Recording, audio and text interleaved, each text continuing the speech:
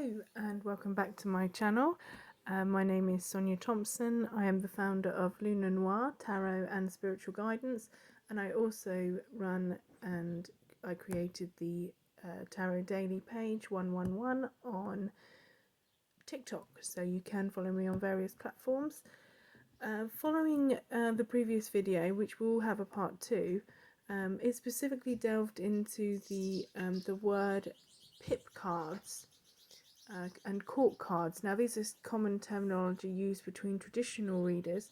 However, what you may find is that if you are new to reading tarot, that it's not very often used. So if you find yourself amongst other readers, experienced or not so much, and you're having a conversation and they refer to pip cards or court cards, I'm going to give you an explanation as to at least be part of the conversation and have an understanding whilst you're reading the cards. You don't necessarily have to use the terminology yourself.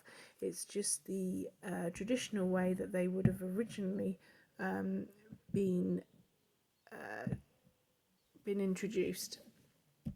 So what are the pip cards? The tarot consists of 3 distinct types of cards. The first 2 are similar to those in a standard playing cards deck. That's why I've got these here. 40 pip cards, 10 in each suit, 4 suits of numbered cards ranging from 1 to 10.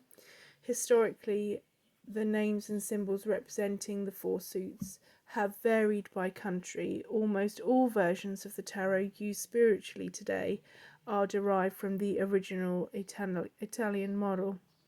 So we're looking at wands. They are also known as staves, batons, clubs and scepters, cups, swords and coins. So you should be fairly used to the suits themselves. The coins can also be known as discs, pentacles, or money. As you can see here, they are just discs. They don't really represent anything. So this is a classic pip card with not very much fine detail. The word may derive from the old French word for seed. It is said to be. It refers to the dots or shapes on dice, dominoes, or playing cards that represent its value. There's 16 face cards, 4 in each suit. If you have a look at regular playing cards, like I've got here, they have 3 faces per suit. So king, queen and jack. So if you've ever had like a little card game with friends at home, friends and family, you'll be familiar with the jack, king and queen. However, the tarot itself has 4 when it comes to the face cards. So it's the king, queen, knight and page, known as the court cards, since each group looks as though it's wearing a suit in a royal court, perhaps. It's a corruption of the original coat cards in reference to their clothing. Their appearance signified their rank, role and association with a particular suit. For instance, a coat of arms. I don't have a coat of arms here, but that's neither here nor there. So there's 21 trumps and a wild card, or 22 trumps. The tarot deck was originally used to play a game similar to bridge. It has an additional 5th trump suit of 21 cards and 1 wild card, which is the Fool. In contemporary literature, you'll know that, or they are all considered as 22. Each card depicts a symbolic figure like justice, death or temperance, and are often numbered to represent their relative value in trick taking. So the Anchoret, Wheel of Fortune, for example. So both the meaning and appearance of today's pip cards are greatly influenced by the mid-18th to early 20th century. Generally suits and social hierarchy. The French author Antoine Court de Geblin was one of the first to suggest an Egyptian origin for the tarot in his Le Monde Primitif.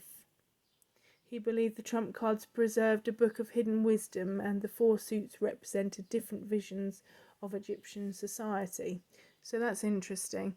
That's worth noting down. In regards to this breakdown, the swords were military and nobility, the cups represented priests, the batons represented agriculture, and the coins represented commerce.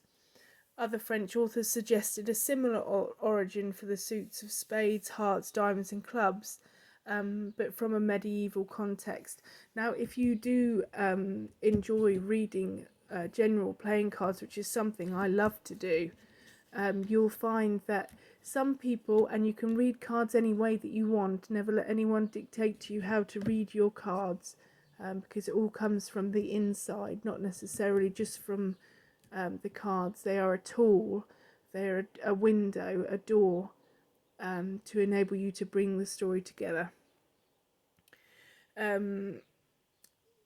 You'll find that the spades, hearts, diamonds, and clubs all do have specific brief meanings, because when traditional readers got older and older, and more images were being added in order to get clearer messages, like today. So when it started off, it was similar, very similar to this, and this is what you were looking at when you were doing readings. But for instance, now you can buy tarot decks which will tell you every possible meaning written on the card. So it's come a long way in regards to as a learning tool also. However, it was considered a real art to read these cards, especially if you are able to do it today. Something that I do very much enjoy, but don't get the opportunity to do very often any longer, just due to people's time frames mostly. However, let's move on. So the four suits and the four elements, the French author Alphonse Louis Constant, also known as Eliphas Levi, is best known for popularizing the theory that the 22 trumps of the tarot and the 22 letters of the Hebrew alphabet were related. He also taught that the four suits represented the four classical elements. So wands, this is worth taking a note also. Wands for fire. Some people can remember that easily, because if it is wands made of wood, can be fire. Cups hold water, so water for cups, air for swords, and earth for coins. Much of the meaning of the pip cards comes from this relationship, with each suit taking on the qualities of its associated element.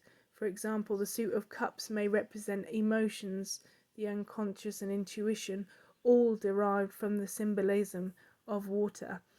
And if you also look at, it's not something that I would particularly go into, but there are plenty of creators that will be able to go into the astrological signs and the numerology that is linked to tarot.